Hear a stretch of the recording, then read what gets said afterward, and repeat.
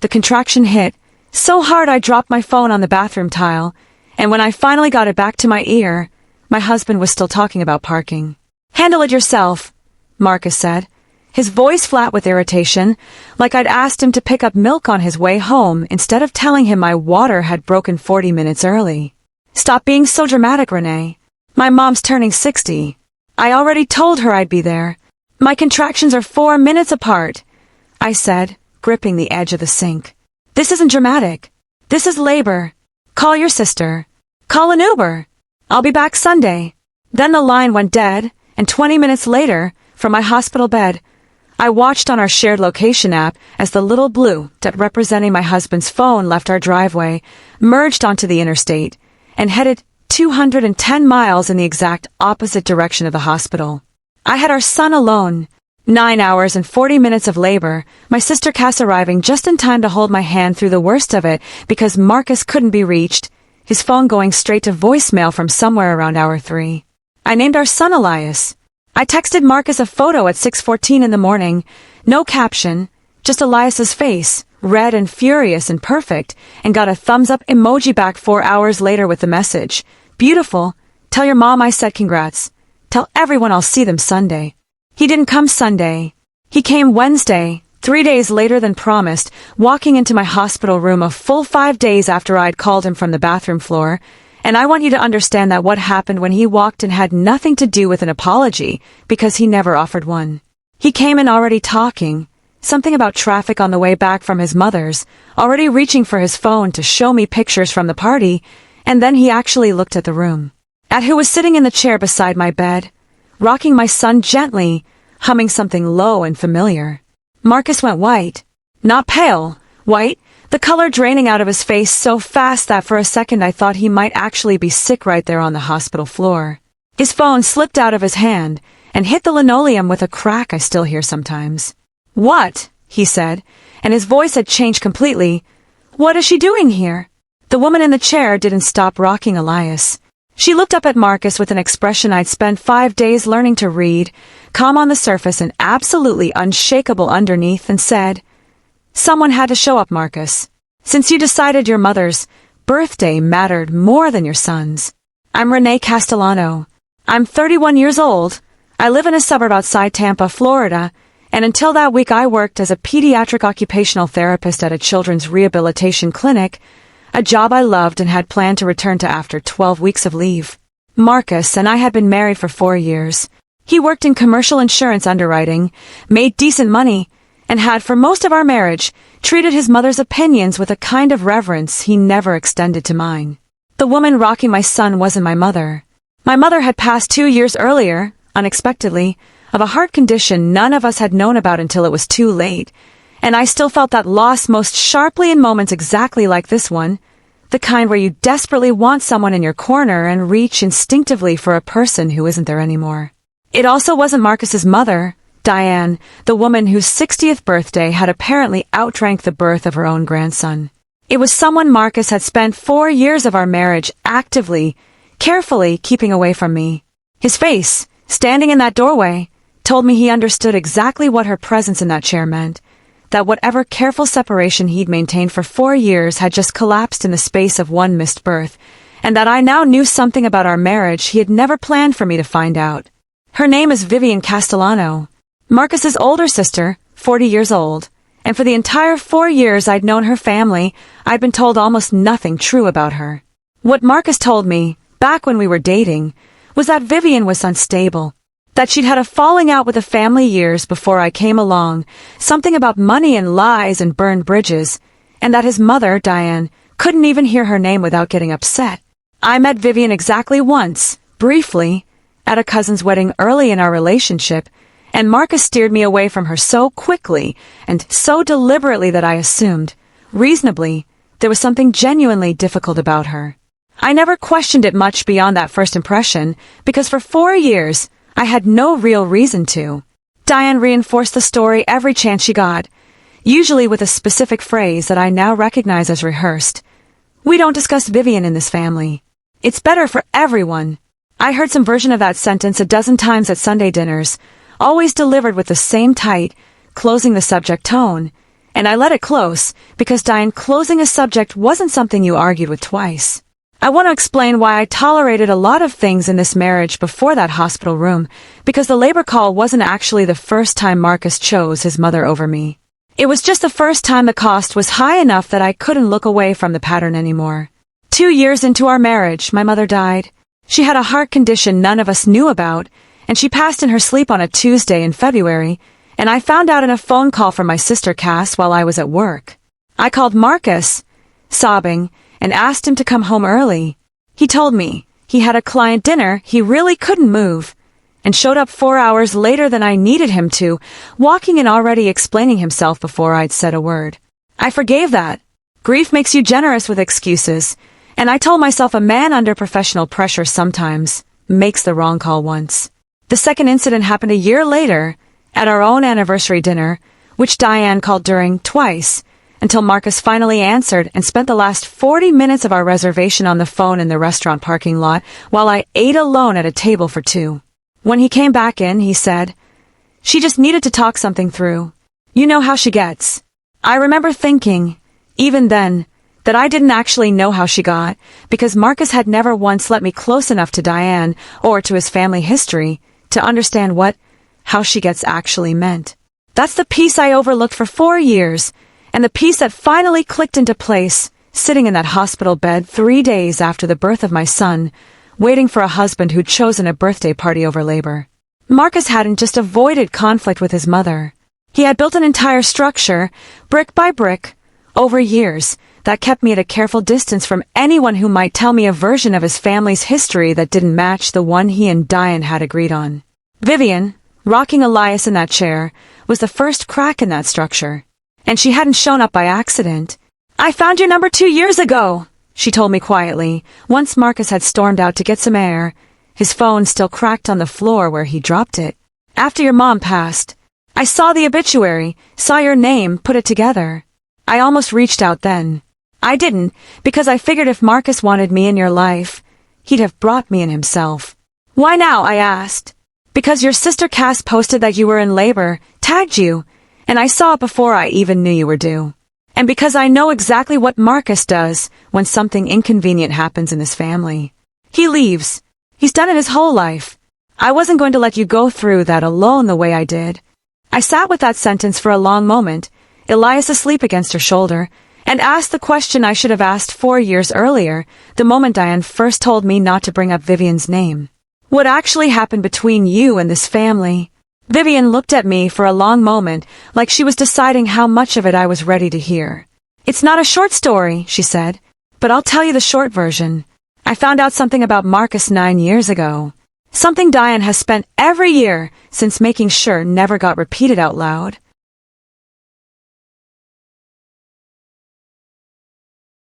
"Marcus wasn't always an only child in practice," Vivian said, keeping her voice low so it wouldn't wake Elias. "Growing up, I was the one who covered for him. Every time. Broken curfews, failed classes, a wrecked car when he was 19 that Dad never found out about because I told the insurance company I was the one driving. I did that for years, because that's what the oldest does in this family.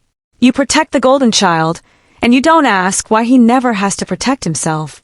I thought about the 4 years of my own marriage while she spoke, and pieces I'd never examined too closely started rearranging themselves.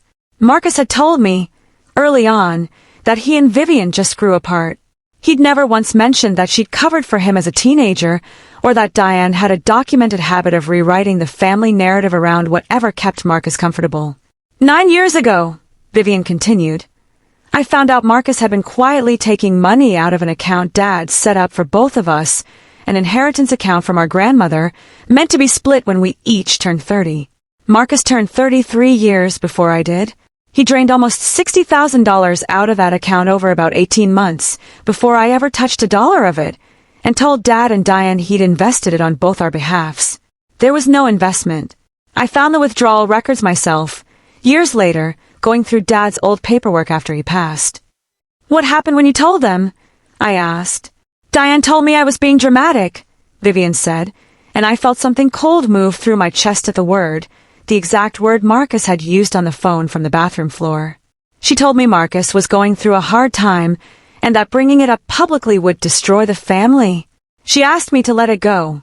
When I refused, she started telling people I was unstable, that I'd always had a chip on my shoulder about Marcus getting more attention growing up. It became the official story so fast I almost believed it myself for a while. I sat with that, watching my son breathe against her shoulder, and thought about every Sunday dinner where Diane had said, "We don't discuss Vivian in this family," delivered with such total confidence that I'd never once thought to ask what, specifically, wasn't being discussed. "Did Marcus ever pay it back?" I asked. $12,000, over 4 years, in inconsistent chunks, always followed by some new excuse for why the rest would come later. The account officially closed out unresolved when I turned 30. I let it go publicly because fighting Diane on it meant losing the rest of the family too, and I decided, back then, that wasn't a trade I could afford.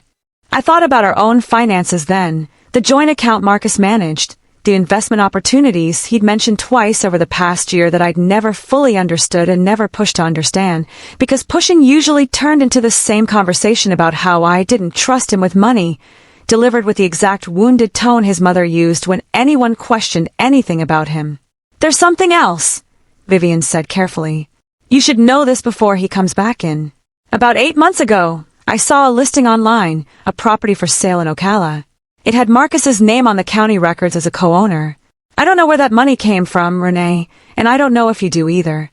But I know what your joint account looks like if it's anything like what I remember from growing up in that house. Empty enough that nobody ever asks where the full picture went. I felt the floor of the last 4 years shift under me, the same slow, sickening realization I imagine people feel right before a building actually comes down. Not the labor call. Not Diane's birthday party. Something underneath all of it, patient, and much older than I'd understood. Marcus walked back into the room at that exact moment, his color still not fully returned, phone screen cracked in his hand, and said, "Renee, can we talk? Alone." I looked at Vivian, then at my son, then at my husband standing in the doorway of a story that had clearly been running for a lot longer than 4 days. "No," I said. "I think it's time everyone talked." Marcus didn't deny the Ocala property. He tried something worse first. He tried to make it about Vivian. "You can't trust anything she tells you," he said, not even looking at his sister, addressing me like she wasn't in the room holding our son. "She's been trying to poison this family against me for years. This is exactly what she does." "I haven't said a word about the property," Vivian said quietly. "I just told her it exists." Marcus's jaw tightened. I watched him recalculate, the same way I imagine he'd recalculated 100 times over 9 years whenever a piece of a story threatened to slip loose. "It's a rental investment," he said finally. "I was going to tell you once it was fully set up. I didn't want to bring you something half-finished." "You've been married to me for 4 years," I said. "We filed taxes together. How is a property with your name on the deed half-finished? Enough that I've never once heard about it." He didn't answer that. Instead, he pivoted to Diane, calling her from the hallway in a hushed, urgent voice I could still hear through the half-open door. "Mom, she knows about Ocala. Vivian told her." A pause. "I don't know. She just showed up at the hospital." Another pause longer. "No, don't come here. That'll make it worse." Diane came anyway, arriving that same evening in a coral blazer clearly meant for a party she'd already half-abandoned once the phone call ended, and the first thing she said, standing at the foot of my hospital bed, was, "Renee, honey, I understand you're emotional, you just gave birth, but you cannot let Vivian manipulate you during a moment like this." "I'm not emotional," I said. "I'm doing math. $60,000 from an inheritance account 9 years ago. $12,000 paid back. A property in Ocala nobody told me about. That's not manipulation. Those are just numbers, Diane, and I'm good with numbers." Diane's expression flickered, just for a second, something calculating passing behind the practiced concern. This family has been through enough without dragging up ancient history in a hospital room. "It's not ancient if it's still happening," I said, and watched that land somewhere it clearly wasn't supposed to. Over the next several days, the pressure came from every direction at once, the way I imagine it must have come at Vivian 9 years earlier. Diane called twice a day, alternating between concern and thinly veiled accusation. Marcus brought flowers, then apologies that circled everything except an actual admission. Then, when neither worked, something closer to anger. You're letting a 5-day-old grudge blow up our marriage over my sister's version of events, he said on the 4th night, standing at the foot of my hospital bed while Elias slept in the bassinet between us. It's not her version, I said. I asked to see our account statements yesterday. You still haven't shown me. Because you're not in a stable place to be looking at finances right now. I gave birth alone, Marcus. I'm the most stable person in this entire family right now. He left that night without saying goodbye, and I lay awake in the hospital bed thinking about every small thing over 4 years I'd let go because pushing meant a fight, and every fight, somehow, always ended with me being the one who apologized for pushing. The next morning, Cass brought my laptop from home, and I logged into our joint bank portal for the first time in longer than I want to admit. What I found wasn't the $60,000 from 9 years ago. It was newer, smaller, and somehow worse, because it was mine. 4 transfers over the past year, $11,000 total, moved out of an account I'd contributed to from my own paycheck, routed to an LLC I'd never heard of. Castellano Property Holdings. I searched the name once on my phone, in the hospital bed with my newborn son sleeping beside me, and found exactly one registered officer. Diane.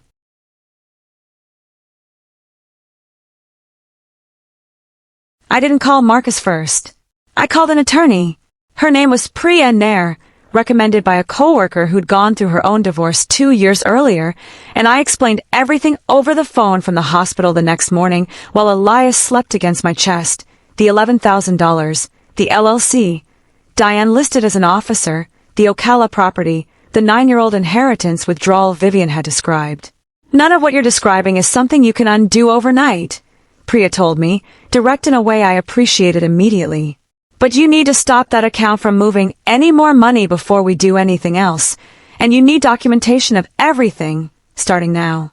I froze the joint account that afternoon, using authority I technically always had and simply never exercised, redirecting my own paycheck to a new account in my name alone that I opened from my hospital bed using an app on my phone.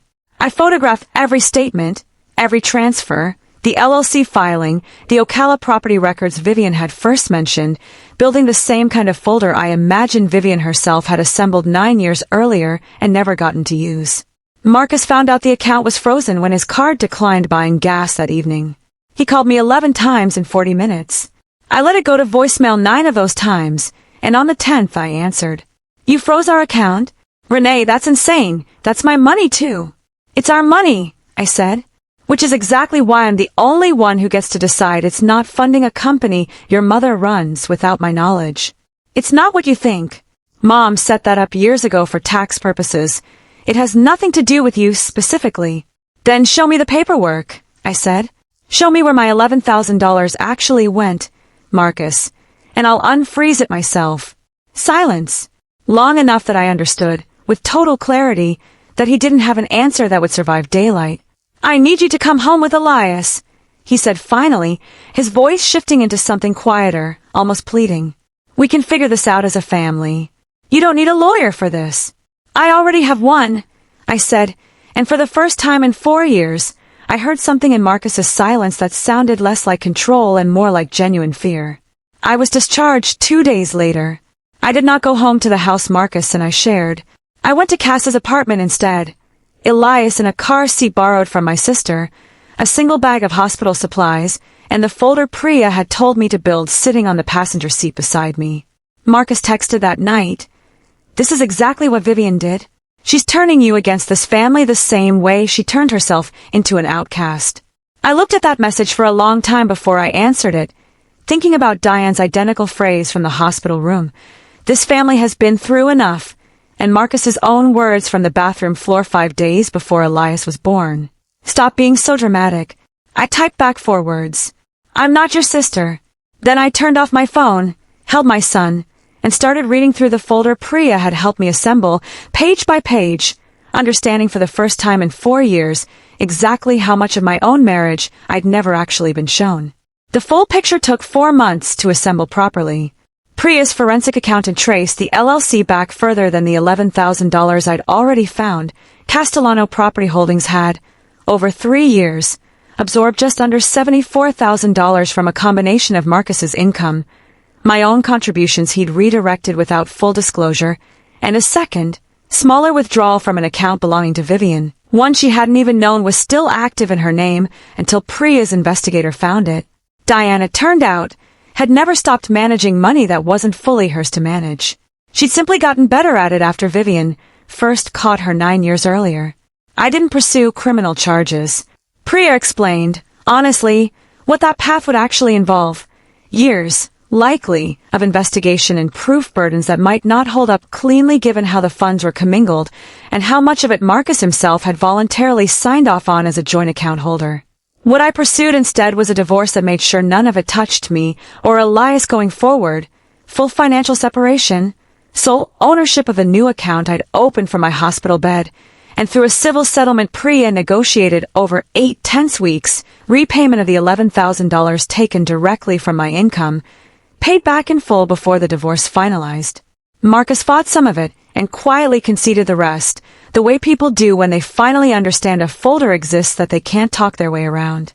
Diane called me twice during that period, both times opening with some version of "this family has been through enough," and both times I let the call go to voicemail without listening to the rest.